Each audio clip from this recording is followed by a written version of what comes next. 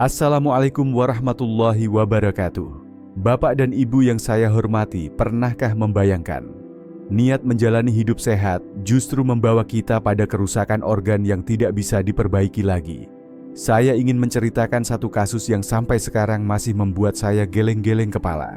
Seorang ibu usianya 66 tahun, rajin senam pagi, makan dijaga ketat, tidak pernah menyentuh gorengan, apalagi makanan cepat saji. Tapi suatu hari beliau datang ke klinik dengan keluhan sederhana, tubuh terasa lemas terus-menerus. Tidak ada demam, tidak ada nyeri, pinggang kencing pun lancar. Namun saat hasil pemeriksaan keluar, fungsi ginjalnya tinggal 28%. Tidak salah dengar, dari yang tadinya di atas 90% turun drastis hanya dalam waktu 2 bulan. Padahal beliau tidak minum obat kimia apapun, tidak punya darah tinggi, tidak punya diabetes. Jadi apa yang salah? Jawabannya ada di satu kebiasaan kecil yang selama ini kita anggap baik. Satu perubahan yang kelihatan sehat di permukaan, tapi pelan-pelan merusak ginjal tanpa terasa, sampai rusak permanen. Saya Dr. Rahmat Widodo. Selama lebih dari 30 tahun saya mendampingi para lansia di Jawa Tengah, dari lereng Sindoro hingga kampung-kampung di Gresik. Setiap hari saya mendengar kisah-kisah semacam ini. Kisah orang-orang baik yang hanya ingin sehat di masa tua, tapi karena kurang informasi, akhirnya tubuhlah yang menanggung akibatnya. Hari ini saya mengajak Bapak Ibu menyimak kasus ini dengan hati terbuka. Karena bisa jadi tanpa sadar, kita juga sedang melakukan hal yang sama di rumah. Mari kita mulai. Namanya Ibu Rahmah. Usianya 66 tahun, tinggal di kaki Gunung Sumbing, dekat dengan kebun teh dan sawah yang menyejukkan mata. Sejak pensiun dari profesinya sebagai guru SD, beliau aktif di pengajian rajin senam lansia dan mulai mengubah pola makan. Tidak lagi membeli gorengan di warung, tidak minum teh manis berlebihan, dan mulai memilih apapun yang dianggap lebih sehat.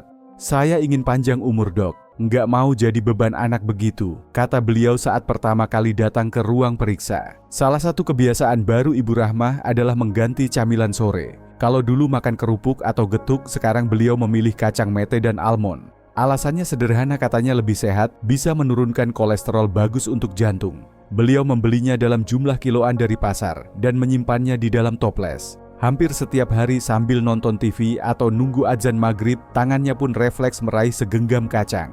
Tanpa sadar, jumlah yang dikonsumsi mencapai hampir 200 gram per hari, sekitar 1 kilo lebih dalam seminggu. Awalnya tidak terasa apa-apa, namun memasuki bulan kedua, tubuh mulai sering merasa lelah.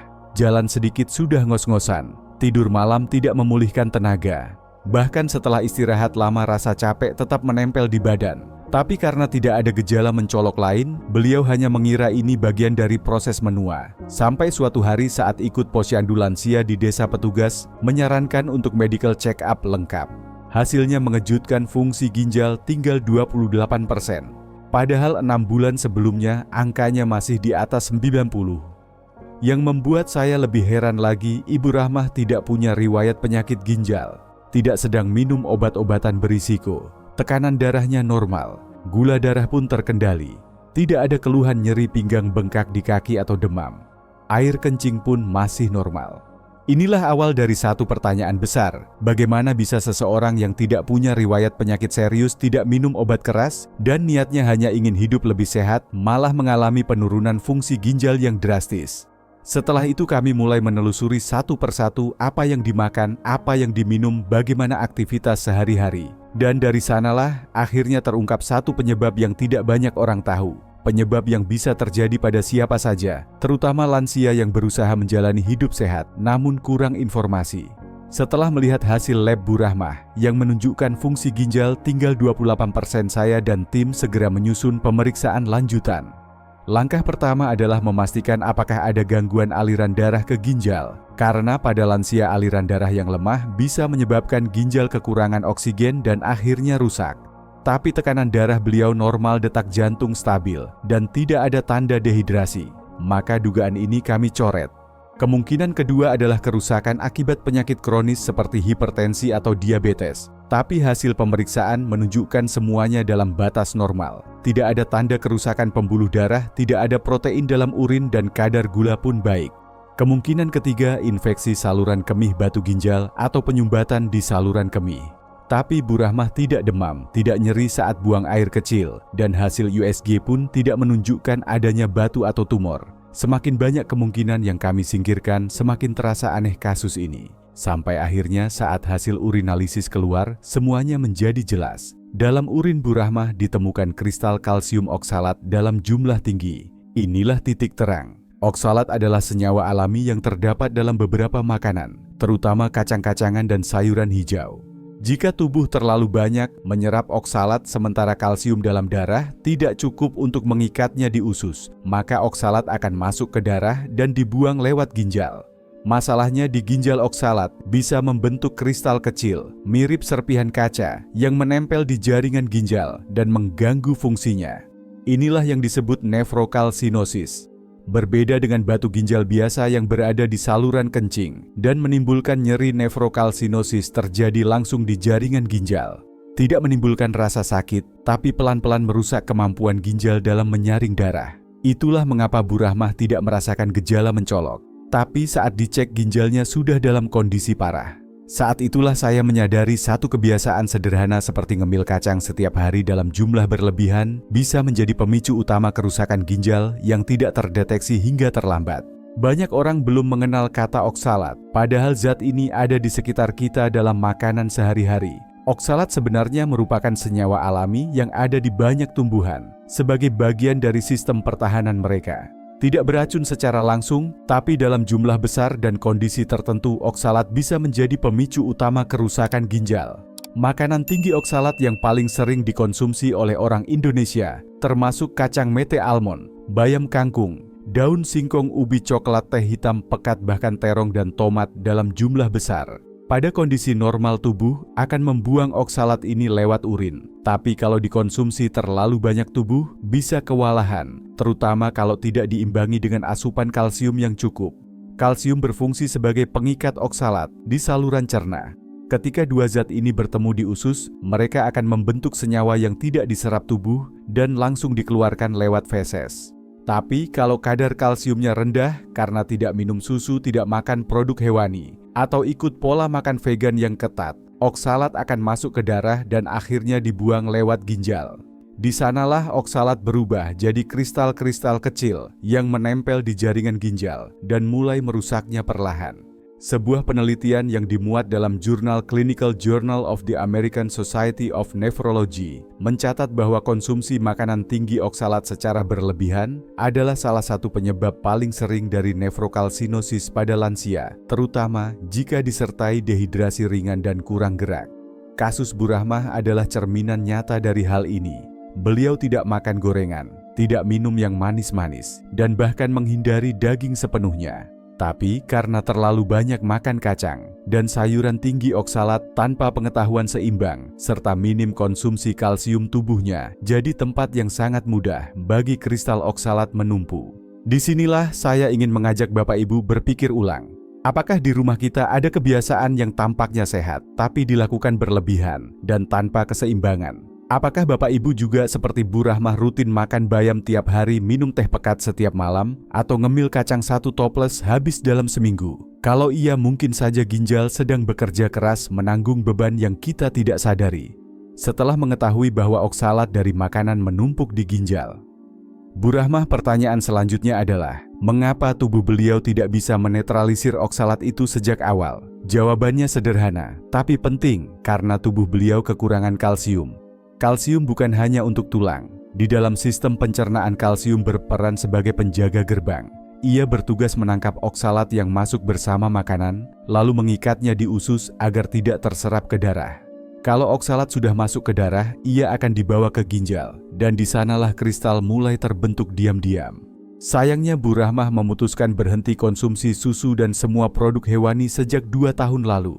Beliau mencoba pola makan yang katanya lebih alami dan cocok untuk usia lanjut, mengikuti tren vegan yang beliau lihat di media sosial. Tanpa bimbingan ahli gizi, keputusan ini membuat asupan kalsium hariannya turun drastis. Dalam percakapan di ruang periksa, beliau berkata, "Saya kira susu itu hanya untuk anak kecil, Dok. Saya sudah tua, cukup makan tempe dan sayur saja." Padahal tempe memang sehat, tapi kandungan kalsiumnya jauh lebih sedikit dibanding susu ikan teri atau keju. Saat tubuh kekurangan kalsium, tidak hanya tulang yang rapuh, mekanisme pertahanan tubuh terhadap oksalat juga melemah. Dan jika ditambah dengan kebiasaan mengonsumsi makanan tinggi oksalat seperti mete bayam dan almond, maka resiko terbentuknya batu ginjal mikroskopis semakin besar. Saya ingin bertanya pada Bapak Ibu, apakah selama ini sudah mencukupi kebutuhan kalsium harian? Apakah Bapak Ibu masih menghindari susu karena takut kolesterol atau asam urat? Jika iya, barangkali sudah saatnya mempertimbangkan kembali. Bukan berarti harus minum susu sapi setiap hari, tapi pastikan tubuh tetap mendapat cukup kalsium entah dari susu kambing, tahu, ikan teri, atau sumber lain yang sesuai kondisi masing-masing. Karena tubuh yang kekurangan kalsium, ibarat rumah tanpa pagar oksalat, bisa masuk bebas berkeliaran dan merusak dari dalam tanpa disadari. Selain kekurangan kalsium, ada dua kebiasaan lain yang ikut memperparah kondisi ginjal Bu Rahmah: jarang minum dan kurang bergerak. Dalam keseharian Bu Rahmah memang termasuk orang yang tidak terlalu suka minum air putih. Dalam sehari beliau mengaku hanya minum sekitar 3-4 gelas, itu pun kadang lupa. "Saya nggak haus, Dok. Lagian kalau banyak minum jadi sering ke kamar mandi," ujarnya sambil tertawa kecil. Padahal rasa haus bukan satu-satunya penanda tubuh kekurangan cairan, apalagi pada lansia yang sensasi hausnya sudah menurun secara alami. Air putih sangat penting untuk mengencerkan urin dan membantu ginjal membuang limbah termasuk oksalat. Jika tubuh kekurangan cairan, urin menjadi lebih pekat dan konsentrasi oksalat meningkat. Akibatnya risiko pembentukan kristal pun melonjak. Ibarat sungai yang dangkal, kotoran mudah mengendap dan menyumbat aliran. Selain itu, aktivitas fisik Bu Rahmah juga sangat terbatas. Setelah pensiun, beliau lebih banyak duduk di rumah membaca atau menonton televisi. Senam lansia hanya dilakukan sepekan sekali. Tubuh yang jarang bergerak membuat sirkulasi darah melambat dan metabolisme menjadi kurang optimal. Dalam kondisi seperti ini, ginjal harus bekerja lebih keras untuk menyaring limbah dari darah. Penelitian dari National Institute on Aging menyebutkan bahwa lansia yang aktif dan cukup minum air punya fungsi ginjal yang lebih stabil dibanding yang kurang gerak dan sering kekurangan cairan ringan. Saya ingin mengajak Bapak Ibu berpikir, hari ini sudah berapa gelas air yang diminum? Apakah tubuh kita cukup bergerak atau lebih banyak duduk dari pagi sampai malam? Karena dua hal sederhana ini, air dan gerak, bisa menjadi benteng pertahanan ginjal, atau sebaliknya menjadi jalan sunyi menuju kerusakan tanpa gejala. Kabar baiknya, kondisi Bu Rahmah masih bisa diperbaiki, meskipun tidak bisa kembali seperti semula. Setelah mengetahui penyebab utamanya adalah penumpukan oksalat, kami segera menyusun langkah pemulihan. Langkah pertama, semua makanan tinggi oksalat langsung dihentikan. Tidak ada lagi mete almond, bayam, daun singkong, atau teh pekat setiap hari. Kami bantu buatkan daftar makanan harian yang aman dan tetap lezat agar tidak membebani beliau secara mental. Langkah kedua, kami tambahkan asupan kalsium ke dalam pola makan harian. Tapi bukan lewat suplemen, melainkan lewat makanan utuh yang mudah ditemukan di pasar tradisional: ikan teri goreng, tahu kukus, dan segelas kecil susu kambing di pagi hari. Tidak perlu mahal, yang penting rutin. Langkah ketiga, beliau mulai minum lebih teratur. Bukan nunggu haus, tapi dibiasakan setelah bangun tidur, habis makan, sebelum tidur.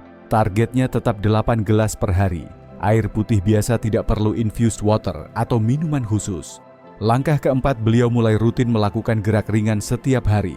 Bu Rahmah mulai jalan kaki keliling halaman setiap pagi selama 15 menit dan sore hari menyapu teras sendiri. Kecil tapi konsisten. 2 bulan kemudian, saat kontrol ulang hasil lab menunjukkan fungsi ginjal naik jadi 45%. Wajah beliau terlihat lebih segar, tidak cepat lelah lagi, dan senyum mulai kembali.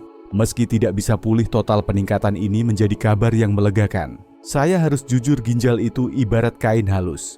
Begitu rusak, sangat sulit diperbaiki. Tapi jika dirawat sejak sekarang dengan pola makan seimbang, cukup air, cukup gerak, dan cukup tahu, maka kerusakan bisa dicegah sebelum terjadi. Jangan tunggu sampai ginjal kita bicara lewat angka lab. Dengarkan tubuh sejak awal. Dari kasus Bu Rahmah, saya belajar satu hal yang sangat penting. Keinginan untuk hidup sehat itu harus dibarengi dengan pengetahuan yang seimbang. Karena tanpa disadari, banyak orang tua di sekitar kita justru jatuh ke dalam jebakan fanatik sehat, yaitu hanya fokus pada satu jenis makanan, lalu dikonsumsi terus-menerus setiap hari dalam jumlah besar tanpa variasi. Bu Rahmah memilih kacang mete karena katanya baik untuk jantung. Tapi karena tidak tahu batas aman dan tidak mengimbanginya dengan cukup kalsium tubuh, beliau tidak sanggup menoleransi beban oksalatnya. Akibatnya ginjal menjadi korban, dan ini bukan hanya terjadi pada 1 atau 2 orang. Saya pernah menangani seorang bapak dari Wonosari usia 69 tahun. Setiap hari beliau makan labu parang, karena katanya bagus untuk diabetes. Tiap pagi dibuat kolak tanpa gula, tiap malam dibuat sayur bening. 3 bulan kemudian beliau datang dengan keluhan kulit mulai kuning. Setelah dicek, ternyata kadar vitamin A-nya terlalu tinggi dan menyebabkan gejala awal keracunan hati. Contoh lain, ada seorang lansia dari Blora yang rutin minum teh hijau kental karena percaya bisa membantu membersihkan racun. Tapi dalam sehari bisa sampai 5 cangkir. Hasilnya tekanan darah menurun, tubuh gemetar, jantung berdebar. Semua contoh ini mengajarkan kita bahwa tidak ada satupun makanan yang bisa menyembuhkan segalanya. Makanan sehat pun bisa berubah jadi sumber masalah kalau dikonsumsi berlebihan dan tanpa variasi. Hidup sehat itu bukan tentang makan yang sehat, tapi makan secara sehat. Artinya bukan hanya jenis makanannya yang penting, tapi juga jumlahnya, cara mengolahnya, frekuensinya, dan apakah tubuh kita benar-benar membutuhkannya. Saya ingin mengajak Bapak Ibu melihat kembali isi meja makan di rumah masing-masing. Apakah menunya terlalu sering itu-itu saja? Apakah kita menghindari semua produk susu karena takut kolesterol padahal tidak pernah cek kadar kalsium? Apakah kita minum air cukup atau hanya minum saat haus?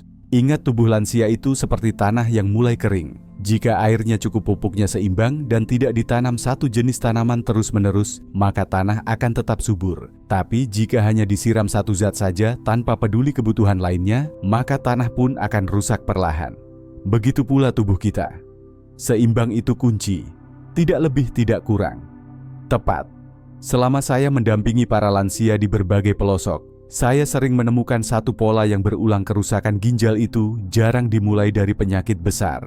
Justru sebaliknya, banyak yang bermula dari kebiasaan kecil yang dilakukan setiap hari tanpa disadari. Itulah sebabnya saya ingin mengajak Bapak Ibu mulai dari hal-hal kecil yang bisa langsung dilakukan. Misalnya soal minum air. Banyak orang tua hanya minum saat merasa haus. Padahal di usia lanjut rasa haus itu seringkali tidak terasa. Meski tubuh sebenarnya kekurangan cairan. Tubuh bisa saja kekurangan cairan tapi kita tidak merasa apa-apa. Jadi biasakan saja minum air putih di waktu-waktu tertentu. Setelah bangun tidur, sebelum makan, setelah aktivitas, dan sebelum tidur malam. Tidak perlu dihitung-hitung, yang penting rutin dan cukup. Lalu soal makanan, jangan takut makan bayam, kacang-kacangan, atau teh. Semuanya baik kalau tidak berlebihan, tapi jangan jadikan satu jenis makanan sebagai andalan harian. Kalau setiap hari cuma ngemil kacang mete atau tiap pagi hanya makan bayam, tubuh bisa kehilangan keseimbangan. Coba sesekali ganti dengan buah seperti pepaya, apel, atau semangka. Yang penting bervariasi. Saya juga sering mendengar lansia yang berhenti total minum susu karena takut kolesterol. Padahal tubuh tetap butuh kalsium, terutama untuk membantu menetralkan oksalat dari makanan. Kalau tidak suka susu, masih bisa dari tahu, tempe, atau ikan teri. Intinya jangan sampai tubuh kekurangan zat penting hanya karena ikut-ikutan tren. Dan jangan lupa bergerak. Tidak harus olahraga berat. Jalan keliling halaman, menyapu teras, atau menyiram bunga itu sudah cukup membuat tubuh tetap aktif. Kalau Bapak Ibu merasa sering lelah, kencing keruh, atau mulai kehilangan nafsu makan, itu bisa jadi sinyal awal yang harus diperhatikan. Jangan anggap sepele. Ginjal tidak pernah berteriak, tapi dia selalu memberi isyarat. Tinggal kita mau dengar atau membiarkannya diam-diam terus bekerja sampai rusak. Bapak dan Ibu yang saya hormati, kisah Bu Rahmah adalah cerminan dari banyak lansia di sekitar kita. Niat ingin sehat, keinginan untuk hidup mandiri, tidak merepotkan anak, semuanya mulia. Tapi ketika dilakukan tanpa panduan, tanpa pemahaman yang utuh, maka niat baik itu bisa berubah menjadi risiko kesehatan yang besar. Hari ini kita belajar bahwa tidak semua yang terlihat sehat itu aman kalau dikonsumsi berlebihan. Bahkan makanan alami sekalipun, kalau tidak diimbangi dengan keseimbangan gizi, cukup minum dan gerak yang teratur, bisa membebani ginjal secara perlahan tanpa kita sadari. Saya ingin mengajak Bapak Ibu untuk mulai mendengarkan tubuh sendiri. Jangan tunggu sakit, jangan tunggu angka laboratorium berbicara. Mulailah dari 1 gelas air tambahan hari ini. Dari mengganti camilan kacang menjadi potongan buah segar. Dari berjalan kaki keliling rumah setiap pagi. Kecil tapi konsisten. Dan jika Bapak Ibu merasa video ini bermanfaat, mohon bantu kami menyebarkan pengetahuan ini. Tekan tombol like, subscribe, dan bagikan ke keluarga atau sahabat yang Bapak Ibu cintai.